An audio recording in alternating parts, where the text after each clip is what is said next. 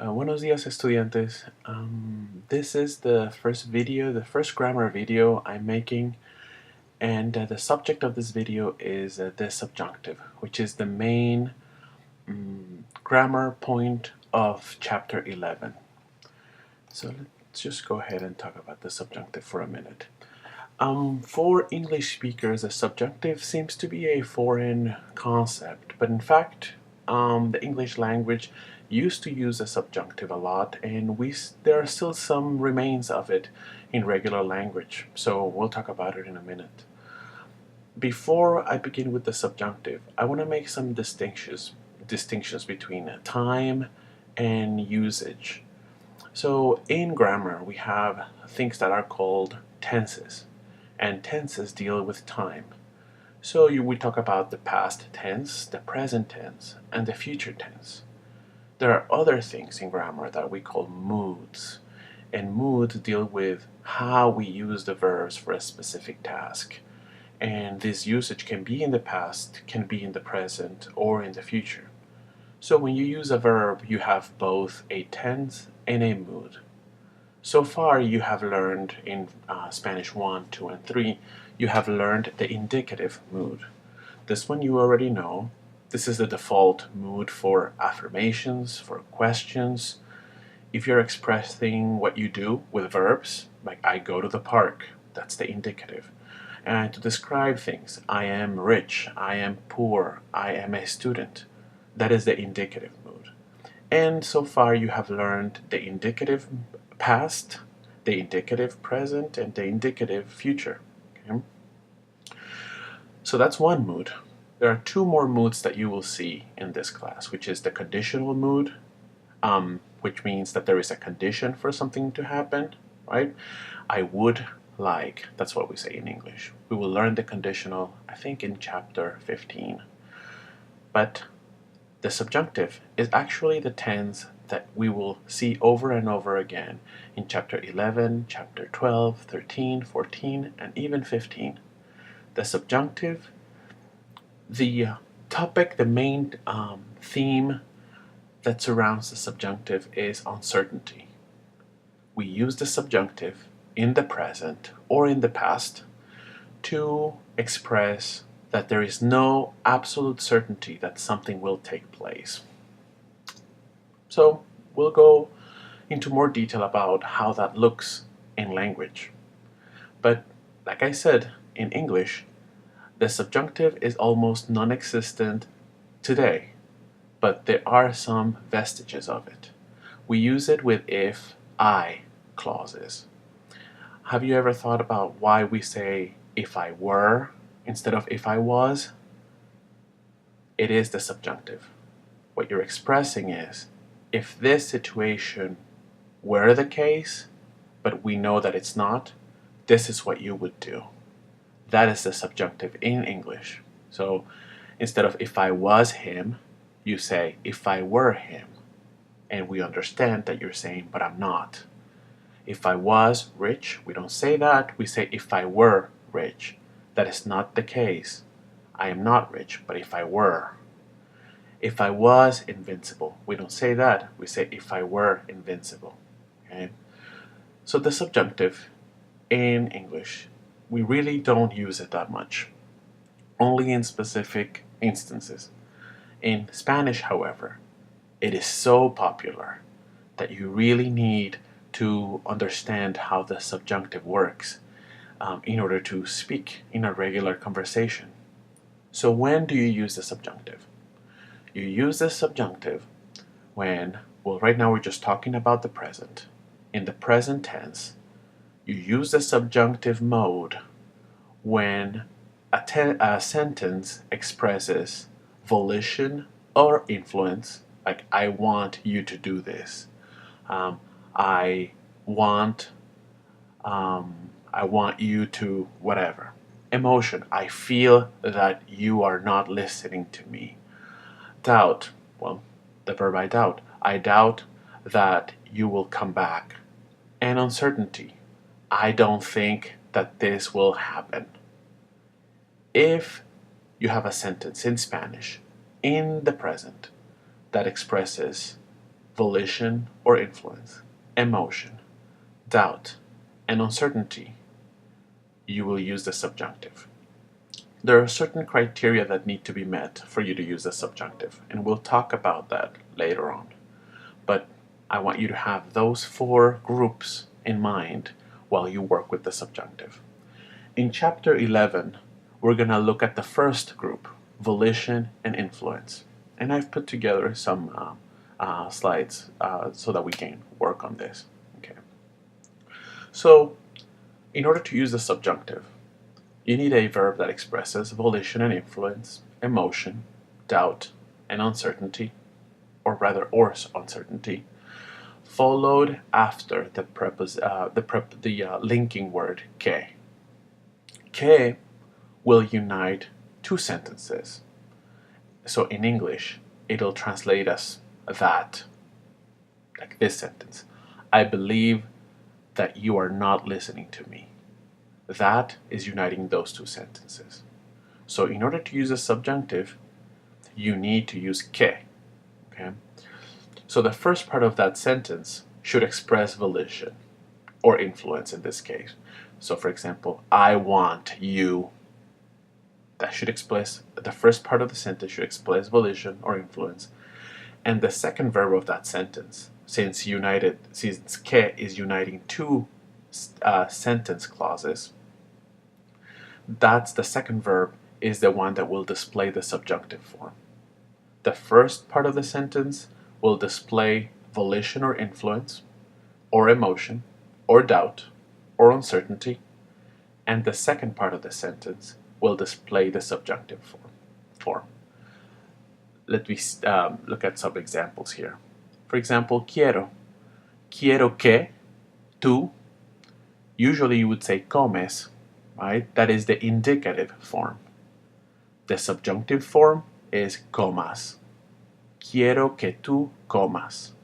So the first verb is in regular present tense, the one you already know, followed by que, and right after it is the subjunctive. You don't use comes, you use comas. Dudo, which is the doubt group. Dudo, it's expressing doubt. It is followed by que, and instead of el profesor, you know that it's supposed to be está, but since we're in the subjunctive, it is esté. Dudo que el profesor esté. Es triste is showing emotion. It is sad. It is followed by que. Es triste que la situación no tenga solución. Tiene is the indicative form. Tenga is the subjunctive form. Last group, no creo, which is expressing uncertainty. It is followed by que. No creo que mi hermano viaje. The indicative form is viaja.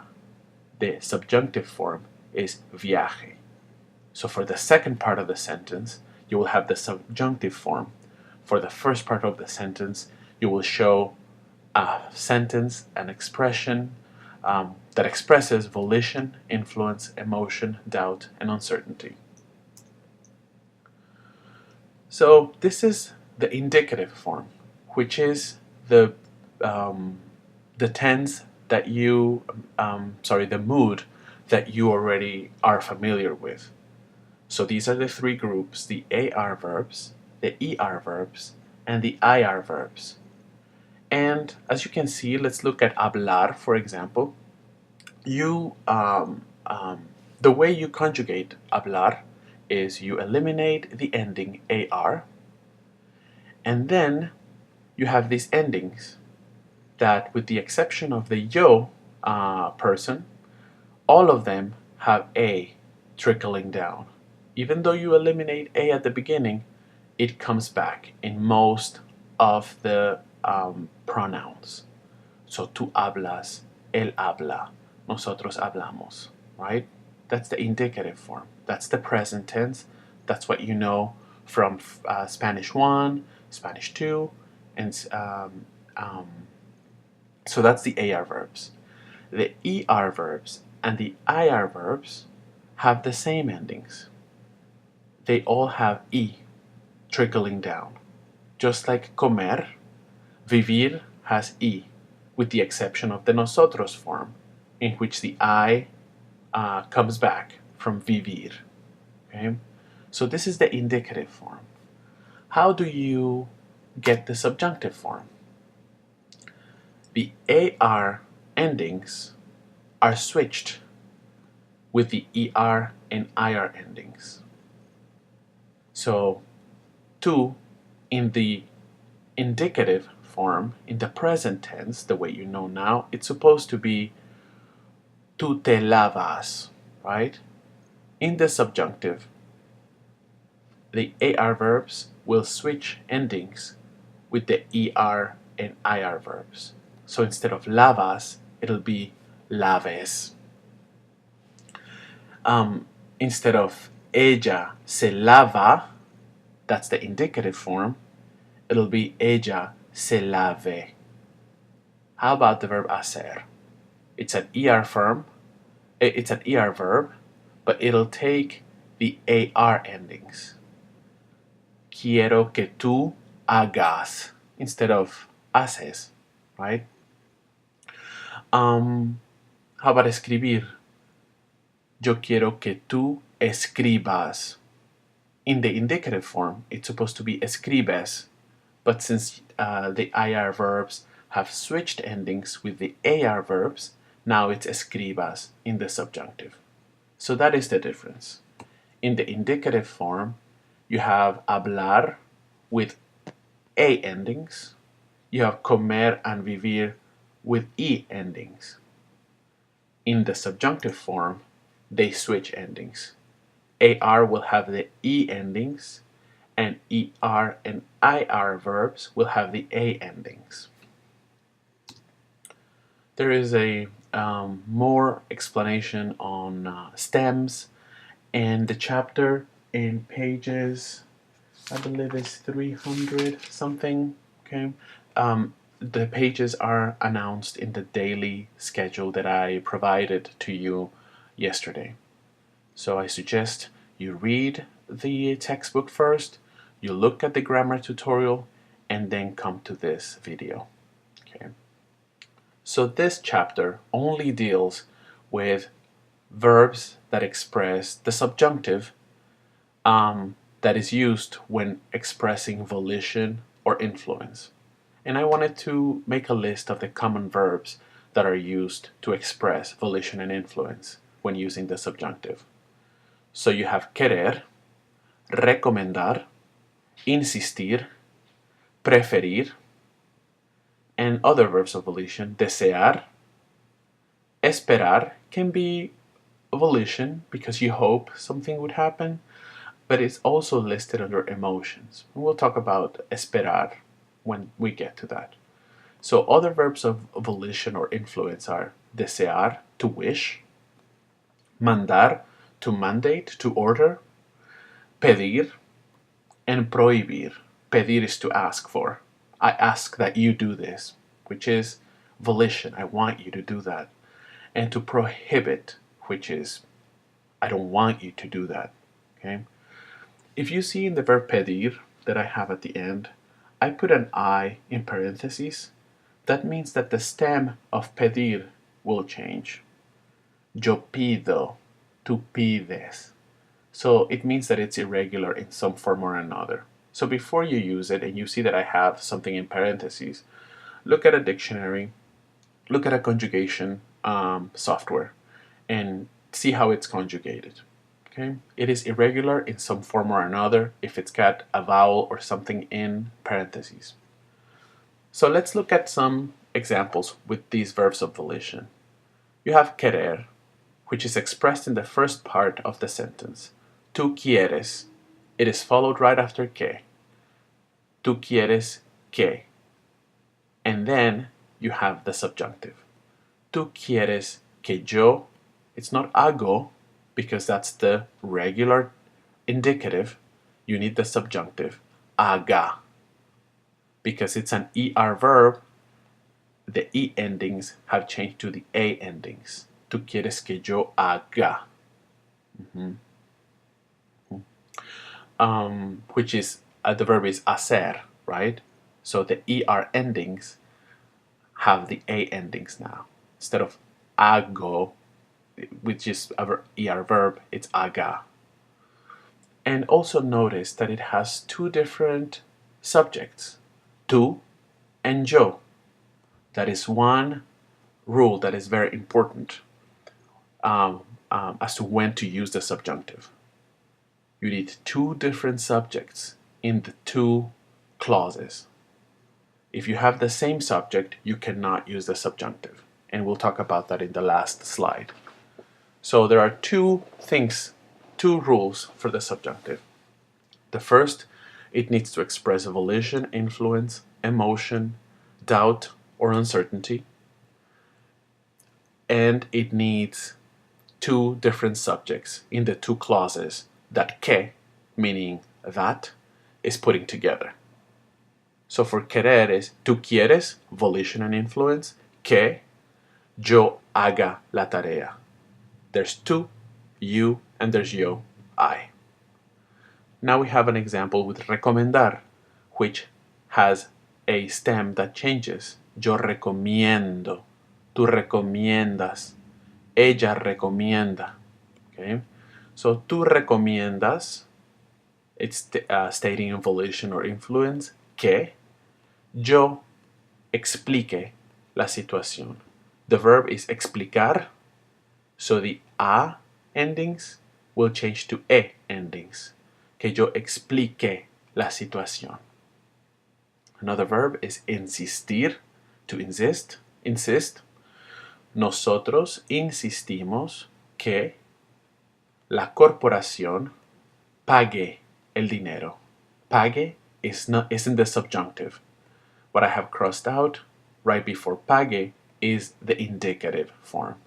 The indicative is not used, the subjunctive is used, because both rules have been met. We are using, on the first part of the sentence, a statement of volition or influence, and on the second, and we have two different subjects, nosotros and the corporation, la corporación. And I missed the T with a C and an accent. I apologize. Another verb that we use when dealing with the subjunctive is preferir. And it's got a irregular stem. You go prefiero, tú prefieres, nosotros ellos prefieren. And you know the nosotros form is excluded from this. Preferimos. Okay? So, ellos prefieren, that's a statement of volition and influence, que ustedes not hablan, which is the indicative, but hablen en español, the subjunctive, because both rules, both requirements have been met. So, two rules for the subjunctive to apply. The verb in the first part of the sentence, the first clause, preceding que, needs to be a verb that expresses volition or influence or emotion or doubt or uncertainty. This chapter only deals with volition and influence. I want you to do this. I prefer you would not do that. Okay? Statements like that. In English, that is not obligatory. So sometimes we say it, sometimes we don't. I believe that you need help, or we can say I believe you need help. That is not obligatory in English. It is obligatory in Spanish and in the version of que. Okay. So the first rule is it needs to express volition, influence, emotion, doubt, or uncertainty. And the second is that the subjects of both sentences that que is linking have to be different. If it's the same subject in both clauses, you need to use the infinitive in your second verb and not the subjunctive. Look at the column that says no change of subject. José prefiere trabajar ahora. José prefers to work. It's the same structure in English as in Spanish, when you have the same subject for both verbs. José prefiere trabajar ahora. But because preferir is a statement of volition, if you have two subjects, then you need to use a subjunctive. Look at the column that says change of subject. Carlos prefiere que José trabaje ahora.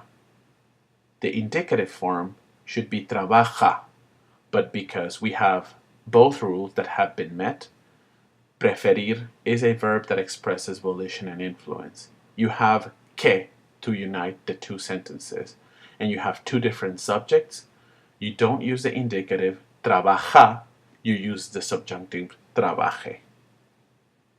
Okay, and I would say that these 5 verbs are very important and they are irregular in their stem. Dar, estar, ir, saber, and ser. So you would have to not memorize the endings, but memorize that they have a different stem, that it doesn't go with what you see up top. Okay, so for dar, the ending, the stem is just a D. Okay, for estar is est, for ir is vai, for saber is sep, and for ser is se. Okay, well, that's all for right now. If you have any questions, just let me know.